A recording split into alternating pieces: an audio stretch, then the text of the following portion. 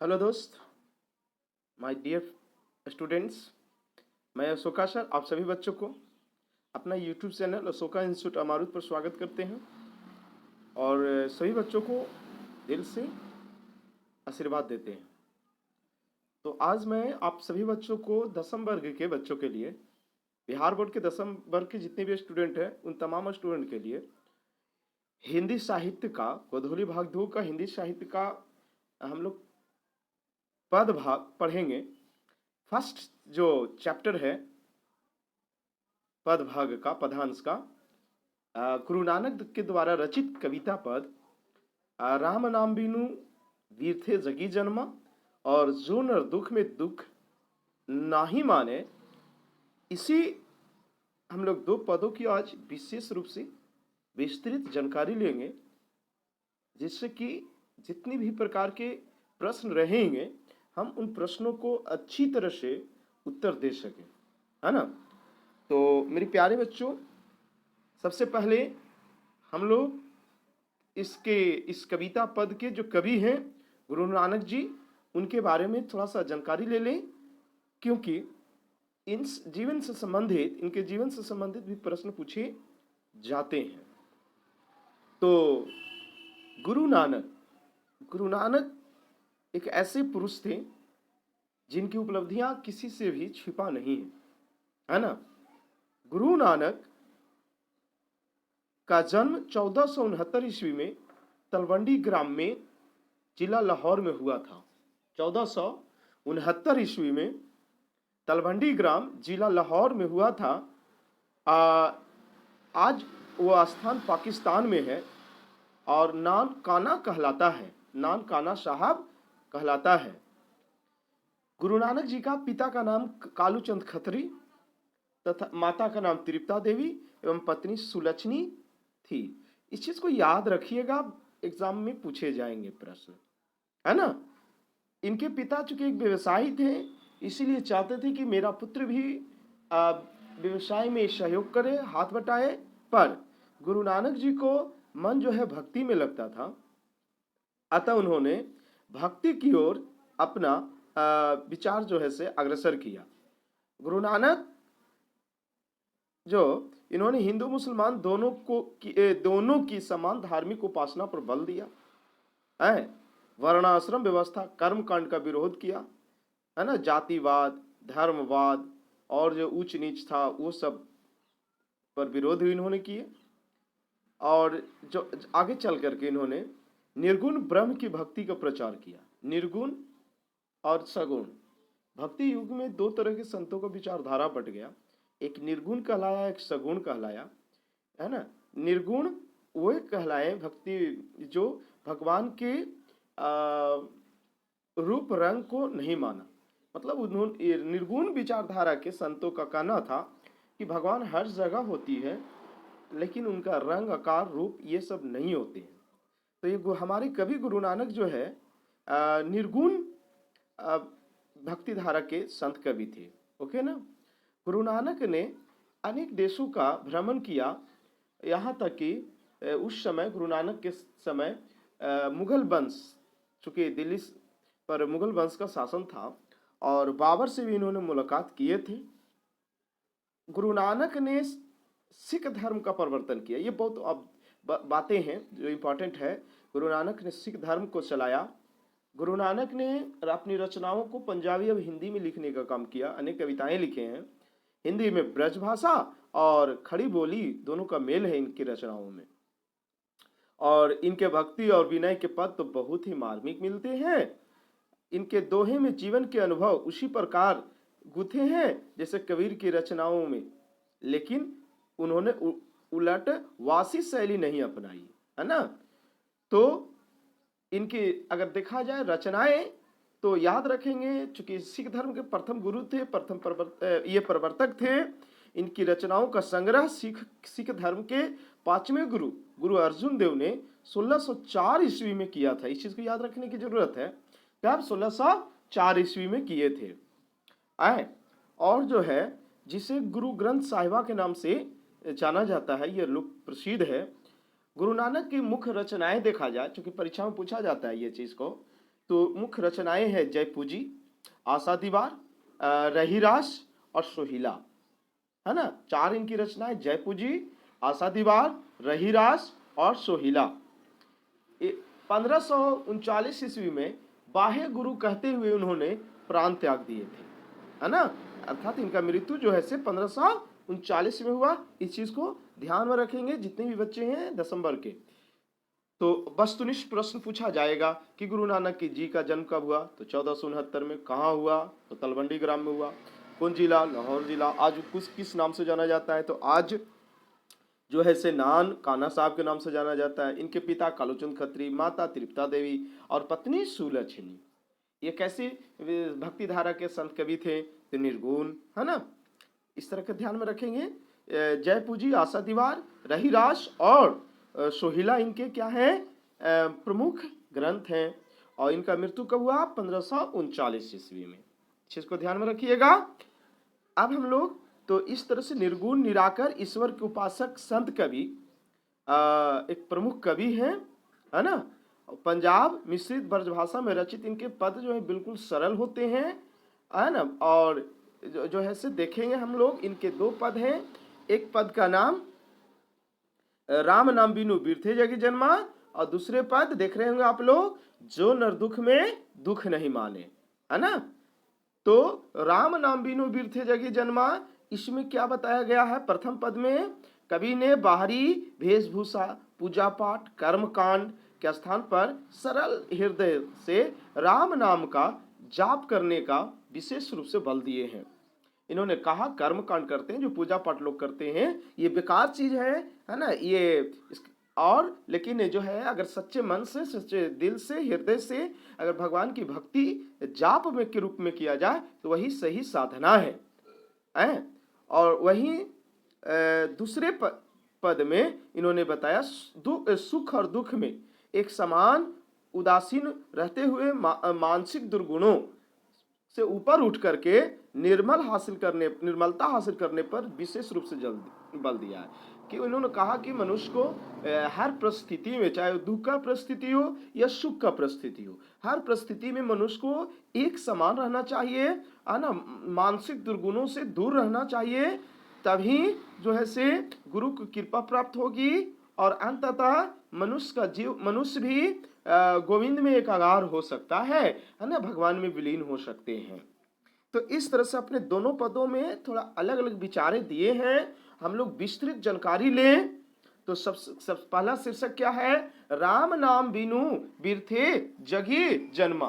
क्या है, राम नाम बिनु बिरथे जगी जन्मा। तो ध्यानपूर्वक वीडियो को देखिएगा। अगर अच्छा लगता हो तो लाइक करेंगे, शेयर करेंगे और सब्सक्राइब करेंगे, ओके ना। तथा जो कुछ अगर प्रश्न पूछना रहे, कुछ बोलना रहे तो कमेंट बॉक्स में बोल सकते हो, ओके ना।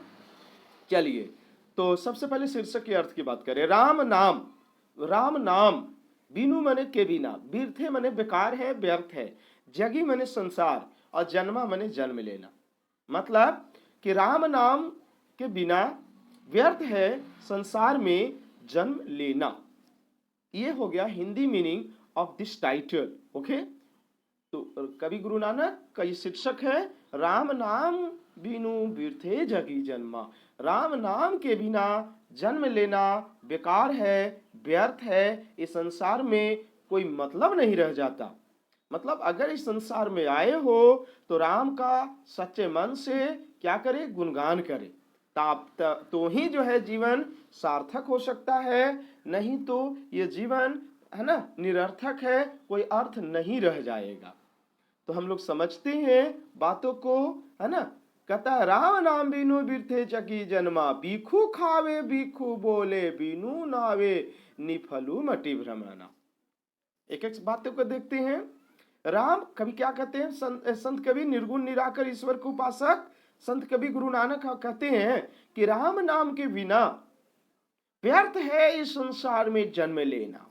वस्तुनिष्ठ प्रश्न भी रहेंगे इससे कि किसके बिना संसार में जन्म लेना बेकार है, व्यर्थ है, तो राम नाम के बिना, है ना। बीखू खावे माने कुछ भी खाओ, बीखू बोले कुछ भी बोलो, बीनू नावे निफलू मटी भ्रमणा। सब राम नाम के बिना जो है से क्या हो जाएगा, है ना, बीनू नावे निफलू। निफलू मतलब क्या होता है? निफलू का मतलब होता है निष्फल, बेकार हो जाता है। मट्टी का मतलब यहाँ पर ही मति, मति माने बुद्धि, और भ्रमणा माने का होता है भ्रम, है ना। कि कभी कहते हैं कि इस संसार में राम नाम के बिना जन्म लेना बेकार है ना। चाहे हम कुछ भी खाए, कुछ भी बोले, है ना, सब विष के समान हो जाते हैं, जहर के समान हो जाते हैं। ये सब निष्फल हो जाता है, बेकार हो जाता है, और जो है से हमारी बुद्धि भ्रम में हो जाता है ना। जीवन का कोई अर्थ नहीं रह जाता है। कौन बोलते हैं? हमारे गुरु नानक जी बोलते हैं कि राम नाम के बिना जन्म लेना इस संसार में बेकार है, व्यर्थ है, कोई अर्थ नहीं रह जाता, है ना। उनके बिना कुछ भी खाओ, कुछ भी बोलो, सब विष के समान हो जाते हैं, जहर के समान हो जाते हैं, है ना, निष्फल हो जाता है। यहाँ तक कि हमारी बुद्धि भी निष्फल हो जाता है, बेकार हो जाता है। समझे होंगे बात को, है ना। बीखू मने के कुछ भी खावे, खावे मैंने खाना, बीखू बोलो मैंने कुछ भी बोलो, बीनू नावे, राम नाम के बिना निफलु मति भ्रमना, सब निष्फल है, बेकार है। यहाँ तक कि हमारी बुद्धि भी भय में, भ्रम में जीता है। हमारी बुद्धि जो है सकारात्मक नहीं रह जाता, है ना। फिर आगे आते हैं, प्रश्न रहेंगे परीक्षा में, किसके बिना, है ना, हमारी वाणी, हमारी वाणी कब इसके समान हो जाता है? ऐसे रहता है ना। तो हमारी वाणी तब इसके समान हो जाते हैं जब हम राम नाम का गुणगान नहीं करते हैं। क्योंकि इस संसार में राम नाम के बिना जन्म लेना ही व्यर्थ है। चाहे हम कुछ भी खाए, कुछ भी बोले, सब जो है हमारी राम नाम के गुणगान किए बिना ये सब क्या है? विष के समान है। हमारी बुद्धि जो है से भ्रमित रहता है ना, और निष्फल हो जाता है। बात को समझे होंगे। आते हैं हम लोग थर्ड लाइन की ओर। पुस्तक पाठ व्याकरण बखाने, संध्या कर्म निकाल करे, है ना। बीनू गुरबसद मुक्ति कहा, प्राणी राम नाम बिनु अरुझी मरे। कहते हैं कवि कि लोग क्या करते हैं? लोग जो है से अनेक कर्मकांड करते हैं, बड़े बड़े ग्रंथ पढ़ते हैं, व्याकरण का बखान करते हैं, पोथी पढ़ते हैं, है ना। संध्या कर्म माने शाम के समय जो कर्म करने वाला, है ना, अनेक तरह के पूजा पाठ है ना करते रहते हैं, कर्मकांड में बंधे रहते हैं, है ना। काहे के लिए? कि जो है से जीवन में क्या हो, मतलब अच्छी तरह से काटे जीवन। लेकिन कभी कहते हैं बिनु गुरबसद मुक्ति कहा, लेकिन बिना गुरबसद का मतलब गुरु का उपदेश, गुरु का उपदेश का मतलब राम का कृपा, राम का आशीर्वाद। तो बिना गुरबसद मुक्ति कहा, बिना गुरु के मनुष्य की मुक्ति कहाँ मिल सकता है? प्राणी को मुक्ति कहाँ मिल सकता है? उनके बिना तो राम नाम बिनु अरुझी मने, राम नाम के बिना ये जीवन जो है से अरुझी मने उलझ कर रह जाता है ना। जीवन तरह तरह के संकट से भर जाता है। अर्थात कभी कहना चाहते हैं कि अगर मनुष्य को जीवन में सादम बिल्कुल सरल रूप जीवन व्यतीत करना चाहते हो, किसी तरह के उलझन झंझट ना होना चाहते हो, तो राम नाम का उच्चारण करिए। राम नाम का उच्चारण करिएगा तो गुरु का क्या रहेगा? उपदेश मिलेगा, है ना, और जो है से जीवन सरल रूप में व्यतीत होगा। इसके लिए मनुष्य क्या करते हैं? बेकार व्यर्थ का काम करते हैं, जैसे पुस्तक पढ़ते हैं, बड़े बड़े ग्रंथ का उच्चारण करते हैं, अनेक है ना, संध्या कर्म करते हैं, ये सब बेकार है ना। तो इस तरह से हम लोग 4 लाइन का हिंदी अर्थ समझने का कोशिश करें। अब राम नाम बिनु बिरथ जगी जन्मा से लेकर के बिनु गुरबसद मुक्ति कहा, प्राणी राम नाम बिनु अरुझी मरे। 4 लाइन का फिर हम लोग रिपीट करते हैं भावार्थ के अर्थ के रूप में कि संत कवि गुरु नानक कहते हैं राम नाम के बिना संसार में जन्म लेना व्यर्थ है। ये तो बात को समझ गए होंगे। राम नाम के बिना हम विष खाते हैं, विष बोलते हैं, है ना। राम नाम के बिना हमारी बुद्धि जो है निष्फल हो जाता है, यहाँ वहां भ्रमित करती रहती है ना। पुस्तक पढ़ने, व्याकरण पर चर्चा करने और संध्या काल के समय उपासना करने से हमें मोक्ष नहीं मिलती। नानक कहते हैं हमारे कवि कि गुरु वाणी के अभाव में हम मुक्ति नहीं प्राप्त होती, हमें मुक्ति कभी नहीं मिलेगा। और राम नाम के बिना हमारी विभिन्न जीवन जो है, हमारे जीवन जो है जंजालों में, संकटों में उलझकर मर जाता है। ये जीवन यूं ही बर्बाद हो जाता है ना। तो इस तरह से कवि प्रथम 4 पंक्तियों में अपनी बातों को रखे हैं जो हम लोग समझे। अब हम लोग आते हैं पंचम पंक्ति से। हमारे कवि क्या कहते हैं पंचम पंक्ति में, कहते हैं कि दंड कमंडल शिखा सुत धोती, है ना, तीरथ गमनु अति भ्रमनु करे, राम नाम बिनु शांति ना आवे, जपी हरि हरि नाम सुपारी परे। क्या कहते हैं, है ना, दंड कमंडल। कौन कमंडल? दंड। दंड दंड कमंडल कहने का मतलब होता है, दंड समझते हो ना, जो ऋषि मुनि लोग साधु लोग रखे हुए रहते हैं, उसी को दंड कमंडल कहते हैं, है ना। दंड कहते हैं, कमंडल समझते हो? दंड माने मतलब एक छोटा सा ये रखे हुए रहते पकड़ने वाला, कमंडल का मतलब लोटा का जैसा होता होगा। और शिखा माने जनेऊ, शिखा माने चोटी होता है ना, और सूत माने जनेऊ। तीरथ गमनु अति भ्रमनु करे, लोग क्या करते हैं, लोग जो है से जीवन तरह तरह के कर्म कांड करते हैं, दंड धारण कर लेते, कमंडल धारण कर लेते, चोटी बढ़ा लेते, है ना, और क्या कर लेते, धोती पहन लेते रंग बिरंग के, और तीर्थ के लिए, तीर्थ यात्रा के लिए भ्रमण करने हेतु निकल जाते हैं। काहे के लिए? कि जीवन में शांति मिले। लेकिन कभी कहते हैं कि यह सब बेकार है, दंड धारण करना, कमंडल धारण करना, शिखा, है ना, और सूत माने जनेऊ, और पीले रंग बिरंगे धोती पहन लेना, ये सब बेकार है। ये सब क्या है? बेकार चीज है तीर्थ यात्रा जाना, इससे शांति नहीं मिलेगी। शांति तो मिलती है जपी हरि हरि नाम सुपारी करे, शांति तो मिलती है हरि के जाप करने से, उनकी गुणगान करने से। सच्चे मन से अगर हरि को आप गुरु को यानी कि राम का उच्चारण करते हो, तो इसी से जीवन में शांति आ सकती है। न कि शांति आएगी तीर्थ यात्रा करने से, न कि दंड और कमंडल और जनेऊ और बड़े बड़े चोटी बढ़ा लेना, तीर्थ यात्रा पर निकल जाना, ये सबसे मनुष्य में के जीवन में शांति कभी नहीं आती। शांति हेतु हमें क्या करना है? जपी हरि हरि, माने हरि का जाप करो, उनकी गुणगान करो, उनकी नाम का जाप करो, उसी से शांति आ सकती है। हमारे कवि गुरु नानक जो है से कहने का काम करते हैं।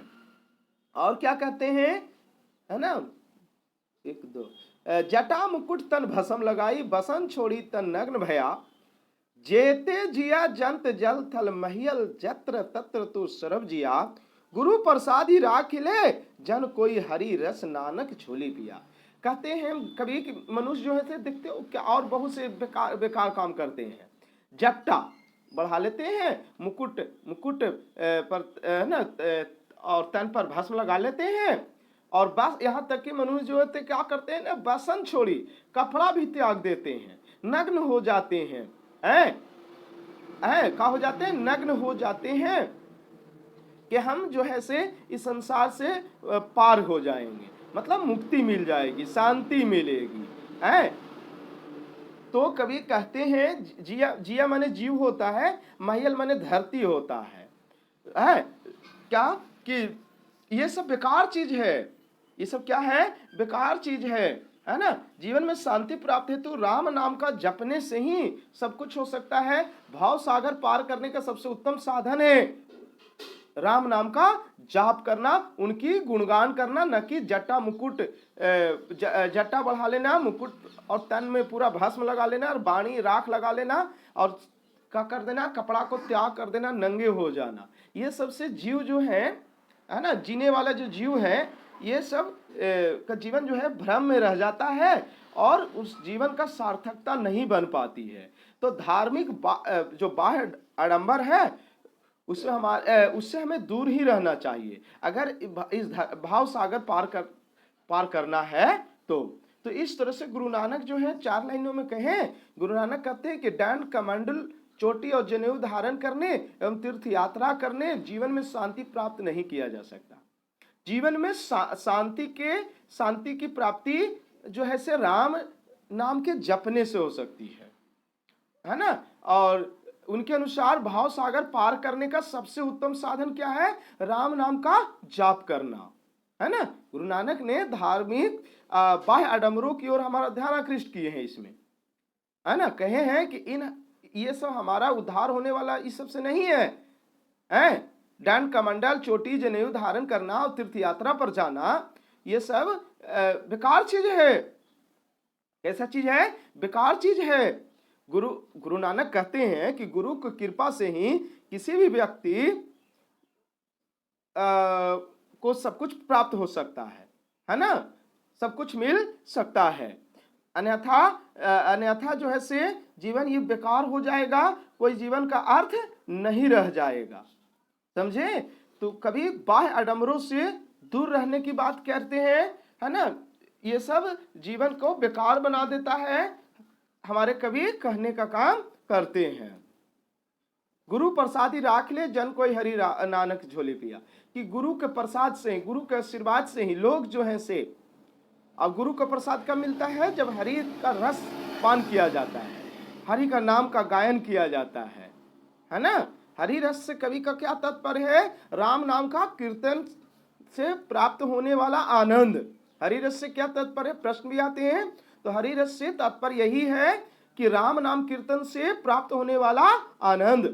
भले ही किसी को गुरु का अनुग्रह प्राप्त हुआ हो, पर भगवान की नाम महिमा का गायन से प्राप्त होने वाला आनंद तो भक्त गुरु नानक का ही भाग्य है ना। जो दुख में दुख, तो इस तरह से मेरे प्यारे बच्चों, हम लोग प्रश्न आते हैं एग्जाम में लिखने का काम करेंगे, बात को समझे।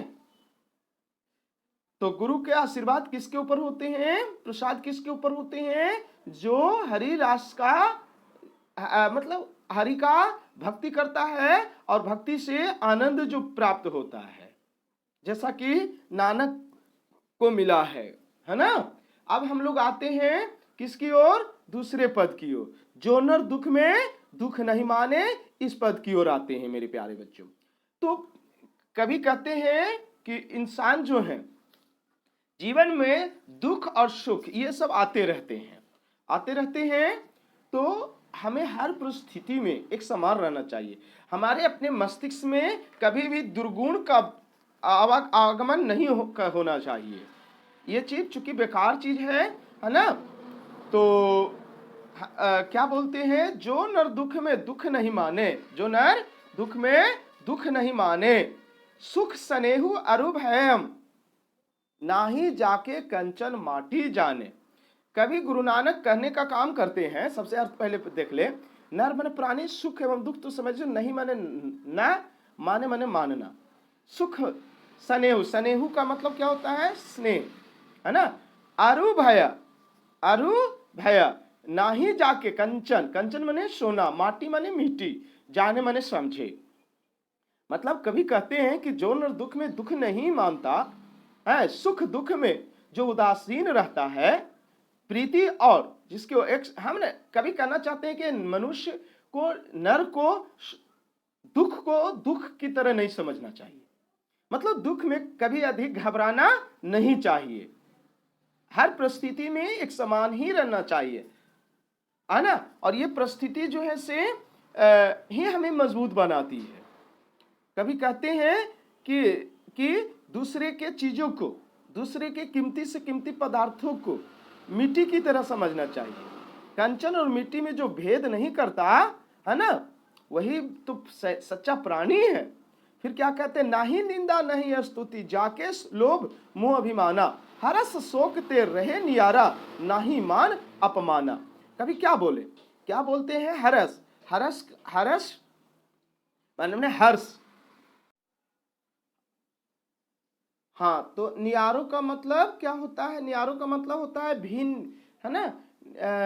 तो कभी वही कहते हैं कि हर्ष शोक तहे नियारो नाही मानव माना। मनुष्य को क्या होना चाहिए, हर्ष शोक से दूर रहना चाहिए, ये भिन्न चीज है। नहीं मान अपमाना, नहीं अपमान है ना, अपमान होना चाहिए, अपमान किसी को करना चाहिए, है ना। और क्या कहते हैं, आशा, है ना, आशा मनसा सकल त्यागी ते जग रहे निराशा। मनुष्य को किसी के ऊपर, है ना, किसी के ऊपर जो है से आशा नहीं करना चाहिए, मन से त्याग कर देना चाहिए। ये इस संसार में, नहीं तो ये संसार निराशा उत्पन्न कर सकती है।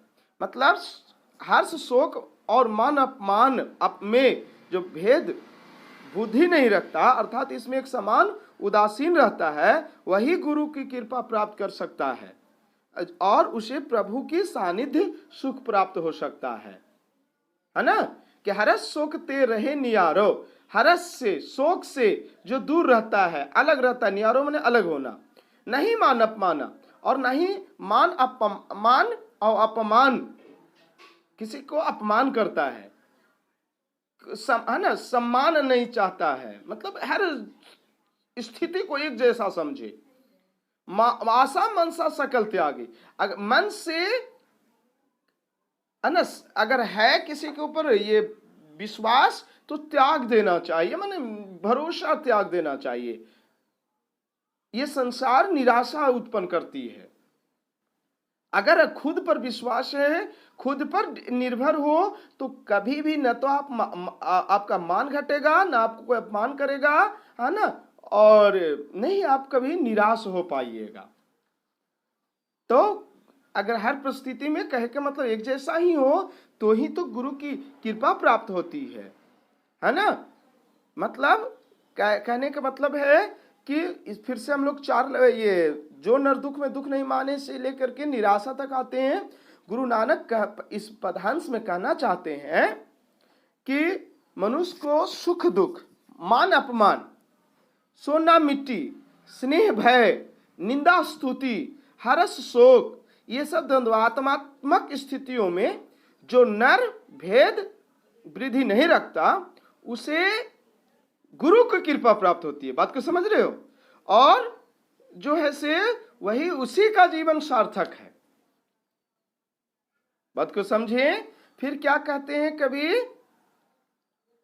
कि है ना, काम क्रोध जेहि परसे, नाही तेहि घट ब्रह्म निवासा, गुरु कृपा जेहि नर पे किन्ही तीन्हा यह जुगाती बिछानी, नानक लीन भयो गोविंद सो पानी संग पानी। गुरु नानक एक हमारे कवि कहते हैं कि काम क्रोध, जो व्यक्ति काम माने जो गलत जो तरह के कार्य होते हैं, क्रोध गुस्सा, है ना, जो व्यक्ति दूर रहे काची काची से, काम से, क्रोध से, है ना, जिसके शरीर ये अगर जो व्यक्ति काम क्रोध ये सबसे दुर्गुण चीजों से दूर रहेगा, ते ही घट ब्रह्मा निवासा, उसी के घट में, उसी के शरीर में ब्रह्म का निवास होता है। गुरु कृपा जे ही नर की नहीं तीना यह जुगाती बिछानी, और उसी के ऊपर गुरु की कृपा भी होती है, उसी को एक नई पहचान होती है ना।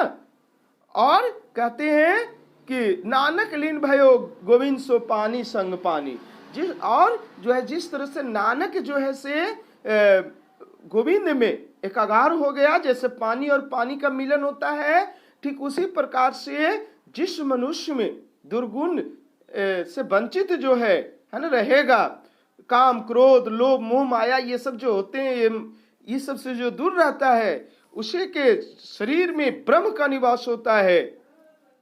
मतलब कभी कहना चाहते हैं कि जिसने, है ना, आशा आकांक्षा सांसारिक मोह माया का त्याग कर दिया हो, जिसके जीवन में काम क्रोध के लिए कोई स्थान नहीं हो, अर्थात जो विगत काम और क्रोध रहित है, उसके अंतरात्मा में कुछ ब्रह्म का निवास होता है, जिस पर गुरु की कृपा होती है, वह इस युक्ति को पहचान जाता है। नानक कहते हैं कि मैं गोविंद में उसी तरह लीन हो गया हूं जिस तरह पानी और पानी में विलीन होता है।